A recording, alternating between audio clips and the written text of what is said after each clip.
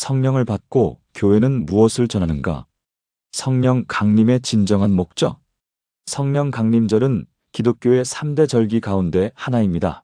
예수님께서 부활하신 후에 50일째 되는 날, 함께 모여 기도하던 제자들과 성도들 위해 약속하신 성령께서 임하신 사건을 기념하는 날입니다. 그래서 이날을 오순절이라고도 부르는데요. 오순절은 한자어로 50일째 날이라는 뜻입니다.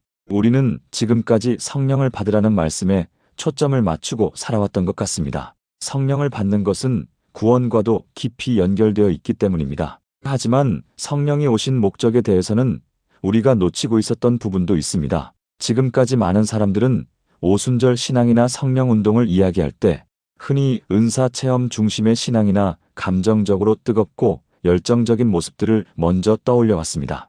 물론 실제로 성령께서 임하시면 뜨거운 회개와 열정, 은사와 감동이 나타나기도 합니다.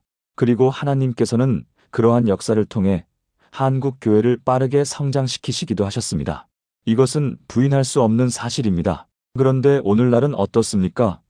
곳곳에서 여러 부작용과 문제들이 나타나고 있습니다. 마치 기초가 약한 건물이 곳곳에서 문제를 드러내듯이 교회 안에서도 여러 이슈들이 끊임없이 발생하고 있습니다. 저는 그 이유를 오늘 본문 속에서 발견하게 됩니다. 우리는 지금까지 성령을 받으라, 성령 충만하라는 말씀은 많이 외쳐왔지만 정작 성령께서 왜 오셨는지 그 목적에 대해서는 충분한 관심을 기울이지 못했던 것은 아닌가 생각하게 됩니다.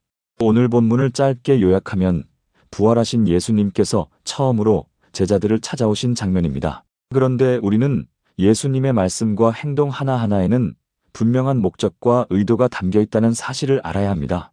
복음서를 보면 예수님께 스스로 간절함을 가지고 나아온 사람들이 있었습니다. 12년 동안 혈루병을 앓던 여인이 예수님의 옷자락을 만졌고 움직이지 못하는 중풍병 걸린 친구를 침상째 데리고 와 지붕을 뜯고 내렸던 사람들, 또 깊은 밤중에 예수님을 찾아왔던 니고데모도 있었습니다. 그러나 그러한 경우들을 제외하고 예수님의 말씀과 행적은 분명한 목적 가운데 이루어졌습니다. 요한복음 5장 30절을 보면 예수님 자신이 철저하게 보내심 받은 분으로서 하나님 아버지의 뜻에 순종하셨음을 알 수 있습니다.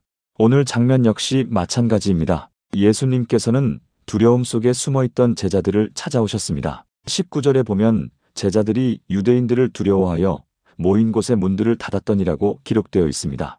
제자들은 밖에서 안을 볼 수 없도록 문을 모두 닫고 숨어 있었습니다. 그런데 문이 열린 적도 없는데 십자가에 못 박혀 돌아가셨던 예수님께서 그들 가운데 나타나신 것입니다. 제자들은 크게 놀랐을 것입니다. 그리고 우리는 지금부터 예수님의 행동과 말씀 하나하나를 주목해서 볼 필요가 있습니다. 예수님께서 처음 하신 말씀은 너희에게 평강이 있을지어다였습니다. 그렇다면 왜 예수님께서는 제자들에게 평강이 있을지어다라고 말씀하셨을까요? 그 이유는 제자들의 상태 때문이었습니다. 제자들은 붙잡힐까 두려워하고 있었고 예수님을 끝까지 지켜드리지 못했다는 죄책감 가운데 있었습니다. 사람은 감당하기 어려운 일을 만나게 되면 숨어버리게 됩니다. 그리고 가장 안전하다고 느끼는 공간 안으로 들어가게 됩니다. 그런데 여기서 말하는 평강은 단순한 인사말 정도의 의미가 아닙니다. 이미 십자가에서 인류의 죄를 짊어지신 예수님께서 모든 사역을 완성하신 이후에 선포하신 평강입니다. 따라서 이 말씀 속에는 너희의 죄가 나의 살과 피로 인해 사함 받게 되었느니라, 너희와 하나님 사이의 관계가 이제 회복되었느니라는 의미가 담겨 있습니다. 즉 예수님께서는 두려움에 빠진 제자들에게 두려워하지 말라, 내가 다 이루었다라고 선언하신 것입니다. 믿고 따르던 제자들에게 주님은 평강을 은혜로 선물해 주셨습니다. 그런 다음 주님의 행동과 입에서 나오는 말씀을 계속해서 주목해 보아야 합니다. 손과 옆구리를 보이시니 제자들이 주를 보고 기뻐하더라. 부활하신 예수님을 가장 먼저 만난 사람은 막달라 마리아였습니다. 7 귀신 들렸던 이 여인이 무덤을 찾아갔을 때 부활하신 예수님을 만났지만 처음에는 동산지기로 생각했습니다. 즉 부활하신 예수님을 바로 알아보지 못했던 것입니다. 부활하신 주님은 부활체의 모습으로 계셨기 때문에 사람들이 보고도 쉽게 확신하지 못했던 것입니다. 그때 주님께서 다시 말씀하십니다. 너희에게 평강이 있을지어다. 아버지께서 나를 보내신 것 같이 나도 너희를 보내노라. 부활하신 이후 우리 주님께서는 제자들에게 말씀하십니다. 아버지께서 나를 보내신 것 같이 나도 너희를 세상 가운데로 보내노라. 이 말씀은 우리가 성령을 받고 주님의 몸된 교회로 살아가게 될 때 성령을 받은 모든 자들이 주님께서 제자들에게 맡기신 세상으로 파송하시는 사명을 함께 받게 되었다는 뜻입니다. 아버지께서 나를 보내신 것 같이 나도 너희를 보내노라. 22절입니다. 이 말씀을 하시고 그들을 향하사 숨을 내쉬며 이르시되 성령을 받으라. 아버지께서 약속하신 성령, 하나님의 영이신 성령을 받으라는 말씀입니다. 여기서 숨을 내쉬며라는 표현은 하나님께서 인간을 창조하실 때 생기를 불어넣으시는 장면을 떠올리게 합니다. 창세기 2장 7절입니다.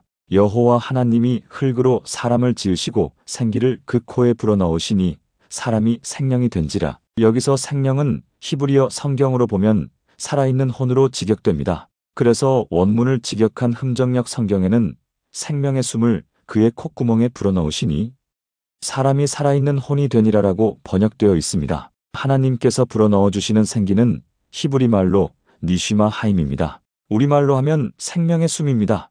이 생명의 숨을 불어넣으셨을 때 비로소 인간은 살아있는 영적 존재가 되었습니다. 예수님께서는 성령을 받으라고 말씀하셨습니다. 여기서 성령은 헬라어로 푸뉴마 하기온이라고 부릅니다. 그런데 아담 이후 인간은 죄로 인해 하나님과 단절되었습니다. 살았으나 죽은 상태와 다름없게 된 것입니다. 육신은 결국 흙으로 돌아갈 것이고 영적인 생명 또한 끊어진 상태가 되었습니다. 그래서 예수님께서 제자들을 향해 숨을 내쉬시며 성령을 받으라 말씀하신 장면은 단순히 어떤 은사나 능력을 주시는 장면이 아닙니다. 이것은 죽어있던 영혼 위에 다시 하나님의 생명을 불어넣으시는 새 창조의 장면입니다. 그것이 바로 성령 강림입니다. 첫 창조 때 하나님께서 흙으로 사람을 지으시고 생명의 숨을 불어넣으신 것처럼 이제 부활하신 예수님께서 성령을 통해 죽은 영혼들을 다시 살리시기 위해 이 땅 가운데 성령을 보내주신 것입니다.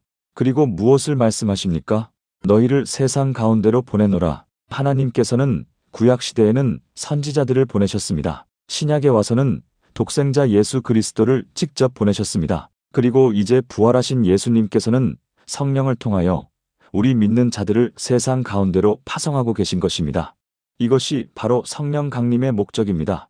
세상은 점점 더 빠르게 타락해 가고 있으며 마치 엘리의 가문처럼 스스로 심판을 불러오는 길로 달려가고 있습니다. 세상을 심판하실 주님께서 다시 오실 날도 가까워지고 있습니다. 우리는 지체할 시간이 없습니다. 세상은 점점 더 타락의 길로 가속화되고 있으며 많은 영혼들이 마귀에게 속아 무너져가고 있습니다. 믿는 자들조차도 미혹의 영 앞에 넘어지고 있습니다. 그렇기에 우리는 교회 안에 머물며 누가 옳으냐? 누가 더 낫냐? 이럴 시간이 없다는 것입니다. 우리는 성령으로 깨어 있어야 합니다. 주님께서 언제 다시 오실지 모르기 때문입니다. 그렇다면 이제 우리는 무엇을 해야 하겠습니까? 생명을 구원해야 합니다.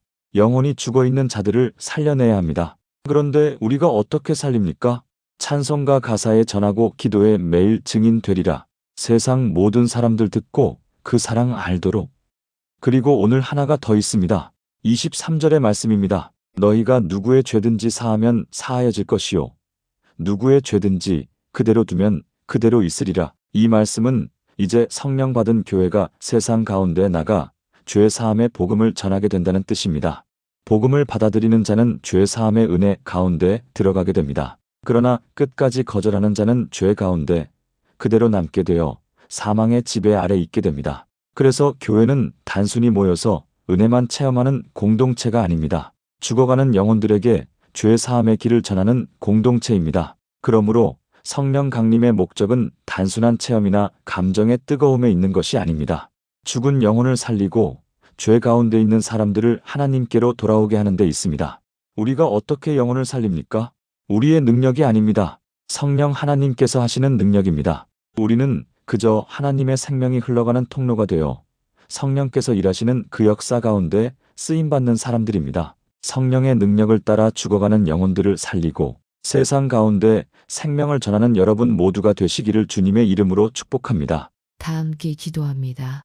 오늘날 성령을 주심으로 말미암아 세상 가운데로 나가 증거하게 하시는 예수님, 우리 역시 죽은 영혼들이었지만 성령의 오심으로 인해 새 창조의 역사 가운데 들어가게 하심을 감사합니다. 이제는 교회가 성령을 받고 안주하는 공동체가 아니라 성령께서 오신 목적을 따라 세상으로 파송받은 공동체의 역할을 하게 하여 주시옵소서. 예수님께서 말씀하신 것처럼 많은 이들을 주께로 돌아오게 하는 복음의 통로 되게 하시고 죽어가는 영혼들을 향한 마음을 우리 안에 회복시켜 주시옵소서. 우리의 삶의 목적과 방향이 오직 주님의 뜻 안에 있게 하시고 마지막 시대를 깨어 살아가는 교회가 되게 하옵소서. 살아계신 예수님의 이름으로 감사하며 기도드립니다. 요한복음 20장 18절에서 23절 말씀. 막달라 마리아가 가서 제자들에게 내가 주를 보았다 하고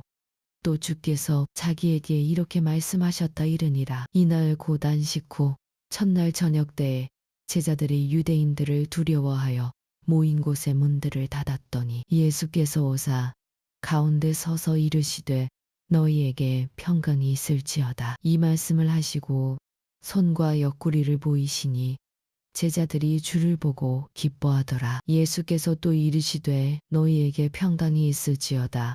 아버지께서 나를 보내신 것 같이 나도 너희를 보내노라. 이 말씀을 하시고 그들을 향하사 숨을 내쉬며 이르시되 성령을 받으라. 너희가 누구의 죄든지 사하면 사하여질 것이요 누구의 죄든지 그대로 두면 그대로 있으리라 하시니라.